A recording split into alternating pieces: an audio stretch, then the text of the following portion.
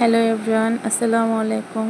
কেমন আছেন সবাই? আবারও চলে আসলাম নতুন একটা রেসিপি নিয়ে। আসলে রেসিপি করলেও ভুল হবে।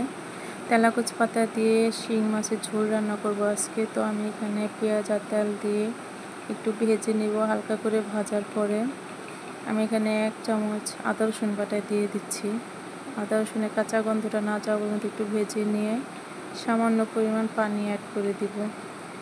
তারপরে এখানে আমি এক এক করে গুঁড়া মশলাগুলো দিয়ে দিব।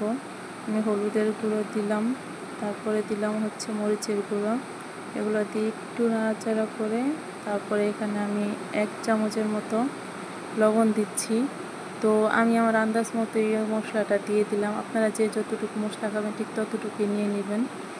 আমি এখানে দিলাম জিরার গুঁড়ো দিয়ে দিলাম 1 চামচ দিয়ে কষে, তারপরে কাঁচামরিচ ফালিয়ে দিলাম 2টা। যে যতটুকু ঝাল খান ঠিক ততটুকু নিয়ে নেবেন।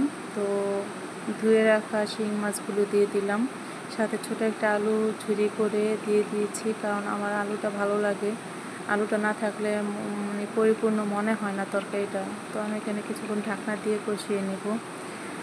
ঢাকনাটা উঠিয়ে আমি আরও কিছুক্ষণ মাছটা নেড়ে চেড়ে চুলার আঁচটা একটু বাড়িয়ে দিয়ে এখানে আমি আবারও ঢাকনাটা দিয়ে দিব।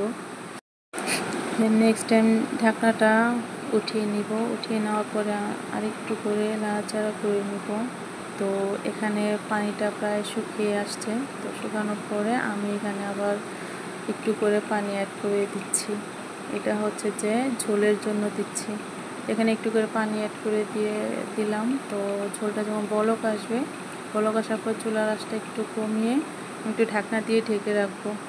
তো ঢাকনাটা উঠানোর পরে আমি এখানে হচ্ছে যে ধুয়ে রাখা তেলাকুচ পাতাটা দিয়ে দিব। এই পাতাটা আমার কাছে ভীষণ ভালো লাগে, উপকারও বটে। তো পাতাটা কিছুক্ষণ দিয়ে আমি এভাবে ঢাকনাটা দিয়ে ঢেকে রাখবো। যখন মানে পাতাটা একটু নরম হয়ে আসবে, আমি ঢাকনাটা উঠায় আবার একটু নাড়াচাড়া করে উল্টায় পুল্টায় দিব আর কি পাতাটা। তো উল্টায় দেওয়ার পরে আমি আবার নেক্সট টাইম আবার একটুখানি ঢাকনাটা দিয়ে রাখবো, কারণ আর একটু সিদ্ধ হবে মনে হচ্ছে। তো আমি আবার ঢাকনাটা দিয়ে রাখলাম। তো কিছুক্ষণ ঢাকনা দিয়ে রাখার পরে মনে হলো যে হয়ে গেছে। তো আমার রেসিপিটা যদি আপনাদের কাছে ভালো লেগে থাকে তাহলে লাইক কমেন্ট শেয়ার করে দিবেন আর ফলো দিয়ে আমার পাশে থাকবেন। সবাই আল্লাহ হাফেজ।